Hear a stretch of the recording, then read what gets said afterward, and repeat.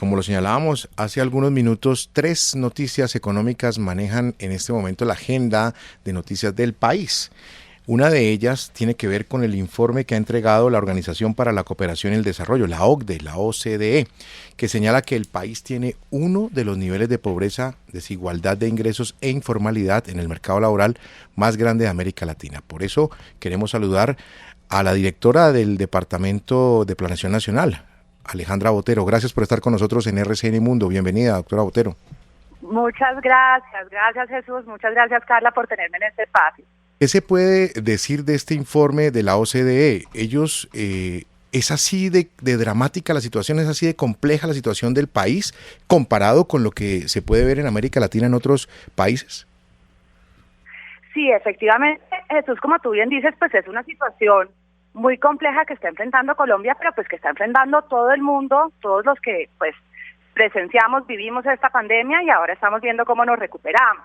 Las cifras del documento nos comparan es con los países de la OCDE. Como tú sabes, son 37 países, de los cuales la gran mayoría son países que son desarrollados, la gran mayoría pertenece a Europa, entonces es una comparación por lo alto, por decirlo así, con respecto a Colombia. Colombia tiene un nivel alto en proporción a América Latina, pero también tiene una de las tasas, digamos, de reducción de la pobreza en 2018 muy importante, y ahorita en términos de reactivación económica, en términos de la reducción del desempleo, en términos de vacunación, estamos bastante bastante por encima del promedio de la región. Entonces, yo creo que la foto, si uno la mira ahorita, pues es una foto retadora, pero también toca mirarlo como en el contexto que nos estamos comparando con el mundo, y por otro lado también hemos hecho unos esfuerzos muy importantes en, por un lado, transferencias monetarias y todos los apoyos sociales, y por otro lado en reactivación económica que se refleja en las tasas de crecimiento para justamente atender esto y salir de las consecuencias de la pandemia. ¿No le parece, directora de Planeación Nacional, Alejandra Botero, que el informe es algo desagradecido y no le faltó un poco más al gobierno presentar más argumentos en ese comité con los pares que se hace en diciembre previamente a que salga ese informe oficial? Sí, esa es una muy buena pregunta, Carla, gracias. Efectivamente, nosotros estuvimos defendiendo y estuvimos, pues más que defendiendo, trabajando con ellos de la mano para mostrarles todos los esfuerzos y poder atender las recomendaciones que ellos tienen. Yo creo que el titular que sale hoy es solamente un punto dentro de todas las cosas, porque el documento en sí y la conversación con la OCDE resalta unos grandes avances de Colombia. Por ejemplo, pues el esfuerzo que hemos hecho en transferencias monetarias puede llegar a cubrir más de 30 millones de colombianos, 9 millones de beneficiarios, es gigante. Además se hizo de una forma muy acelerada, por ejemplo, con ingreso solidario que no existía, y el tema de la pandemia, de una vez fuimos a cubrir a 3 millones de colombianos en cuestión de semanas, buscando cuáles eran los que no estaban atendidos por otras transferencias monetarias. Eso es algo que la OECD destaca y resalta por parte de Colombia. También pues ve que hay unos retos, sobre todo con lo que tiene que ver con el sistema, pues con pensiones y con todo el sistema de protección social, pero también hemos estado trabajando con ellos porque esos son problemas que se van atendiendo a mediano y largo plazo. Por ejemplo, entonces tenemos las recomendaciones de la misión de empleo, que muchas de ellas son legislativas, muchas de ellas requieren un trabajo de varios meses, y por eso es que estamos de la mano con el Ministerio de Trabajo estableciendo una hoja de ruta para poder atender esas recomendaciones y trabajarlas en empalme con el próximo gobierno. También hay un tema que resaltan que salió esta mañana, que es el de pobreza intergeneracional, que nosotros tenemos, digamos, comparado de nuevo con países de la OCDE que son mucho más desarrollados, un transcurso de pobreza intergeneracional pues largo, creo que es de más de 11 años, si no estoy, es lo que dicen ellos.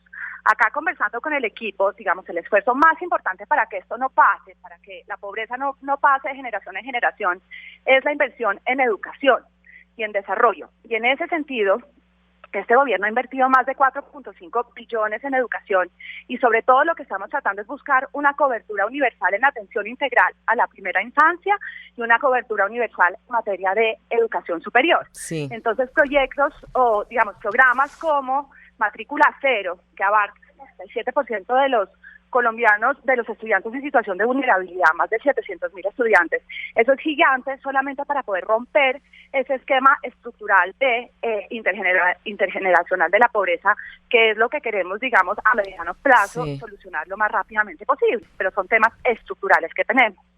Estamos en plena época electoral, tranquila que no la voy a hacer participar en política, pero sí la quiero llevar a que no se estaría aprovechando políticamente más los aspectos negativos del informe de la OCDE que los positivos que tienen esta alerta, estas sugerencias que hace este organismo.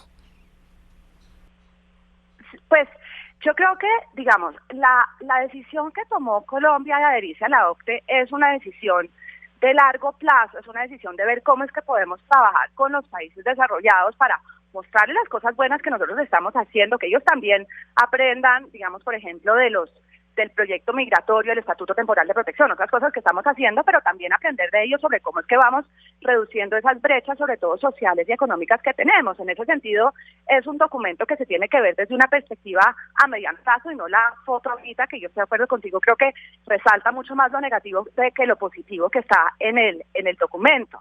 En ese sentido, digamos, la OSD y otros organismos van a ser validadores para que estos planes o estas recomendaciones que son a mediano plazo, efectivamente, pues se atiendan en el próximo gobierno, y desde el Departamento Nacional de Planeación nosotros también estamos haciendo todo el ejercicio para que las recomendaciones de las misiones, las recomendaciones de estos documentos también trasciendan en las políticas que ya han avanzado muchísimo en el gobierno del presidente Duque, con la inversión en educación, con las inversiones en transferencias monetarias, con todos los programas que tenemos de emprendimiento, de reactivación económica, pero que queremos que sigan avanzando por los resultados que están teniendo y para poder acelerar esta salida de las consecuencias de la pandemia. Doctora Alejandra, y el desarrollo social a mediano plazo.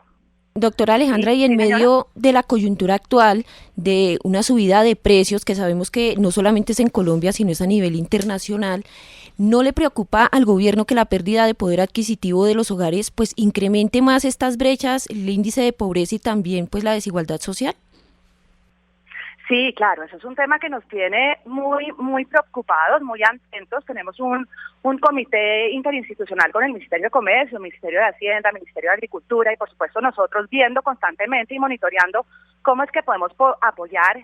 En ese sentido, como ustedes saben, pues sacamos una serie de normas donde reducimos el arancel de más de 167 productos hace unas semanas, pero vemos que esto es algo que sigue subiendo y ahorita estamos pues preparando una serie de medidas adicionales que puedan ayudar a mitigar esta alta inflación, porque sí es muy preocupante. El otro tema que también el presidente nos pidió acelerar, que fue lo que hicimos para justamente compensar esta subida de precios en los hogares más pobres, es no solo la ampliación de ingreso solidario de 3 a 4 millones de beneficiarios, sino también subir en un 18% el monto que se estaba transfiriendo a través de ingreso solidario. Pasamos de mandar o de transferir 160.000 pesos mensuales a el equivalente de 190.000 pesos mensuales para las familias más vulnerables, y de esa forma también poder compensar esta alta alza de precios que sobre todo en alimentos afecta a la población más pobre y más necesitada. Doctora, pero sí, definitivamente es uno de los temas que tenemos sobre el radar y de los prioritarios que tenemos que estar viendo cómo apoyamos en estos meses. Doctora, y aprovechando que la tenemos en este espacio y cambiando de tema, ¿cómo les ha ido con el Sisbén 4.0?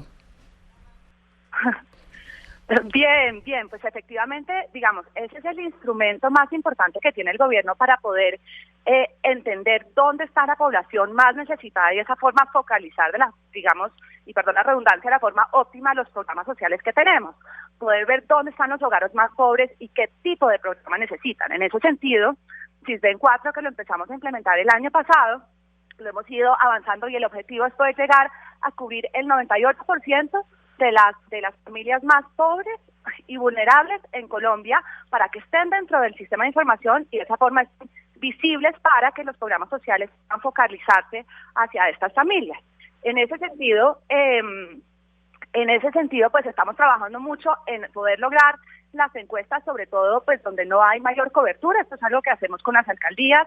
También abrimos un portal donde la gente se puede inscribir directamente para solicitar la encuesta y para hacer cualquier pregunta que tengan con respecto al puntaje o pues al grupo donde están ubicados. Y también estamos haciendo un plan de trabajo 1 a 1 con las ciudades capitales y con los municipios que lo necesiten para poder hacer pedagogía sobre el programa, digamos, cuáles son las diferencias entre Sisbén 3 y Sisbén 4 y que doctora, pueda, pero digamos, doctora, perdón la interrupción, pero tenemos varias denuncias, por ejemplo, de personas que con esta actualización del Sisbén les actualizaron a su vez el puntaje. Ejemplo, personas de estrato 1 que les subieron el puntaje del Sisbén, no tienen una casa, no tienen un ingreso, la mayoría de ellos vendedores ambulantes, personas amas de casa, dicen que se quedaron sin el servicio de salud. ¿Cómo pueden hacer estas personas para actualizar nuevamente el Sisbén? Pues sabemos que se puede hacer obviamente a través de internet, de unas páginas que ustedes tienen dispuestas, pero estas personas en su mayoría ni siquiera tienen acceso a internet en su casa. Claro, sí. No, estas denuncias que además pues es natural porque pues es un sistema muy grande. En este momento tenemos casi 20 millones de colombianos inscritos dentro de Sisbén. Es importante, digamos, aclarar acá que nosotros no sacamos a nadie en Sisbén. Sisbén es un sistema de información que simplemente recoge la información de los hogares para que se puedan focalizar los programas sociales, pero los programas sociales son los que dicen, bueno, yo quiero atender a la población en pobreza extrema o a los que tienen hijos menores de tantos años, ¿sabes? Y ellos son los que deciden cuál va a ser el corte de los programas aprovechando la base de datos de Sisbén. Frente a esas inquietudes, sí hay muchos cambios dentro del Sisbén 4, por ejemplo, el hecho que estamos usando inteligencia artificial para poder focalizar mejor, las preguntas son mucho más claras sobre la vivienda y sobre, digamos, la situación de ingresos de las familias. Entonces, pero también, claro, como es distinto, va a generar dudas. Ahí la respuesta a las personas que tienen inquietudes sobre su situación o sobre su puntaje en Sisbén sería que se acerquen a las alcaldías, que ahí siempre hay una oficina de Sisbén, y si no a través del portal web, también pueden consultar cualquier duda que tengan y siempre se puede volver a pedir una encuesta adicional para poder reevaluar el puntaje de la situación de las familias en Sisbén. Y eso es algo que es muy importante aclarar. Esto no es un número que se queda fijo y después no se mueve. Le agradecemos a Alejandra Botero Barco, directora de Planeación Nacional, por este tiempo con los oyentes de RCN Mundo. Buenos días para usted, un buen día, una buena mañana. Muchísimas gracias. Ok, un abrazo. Adiós.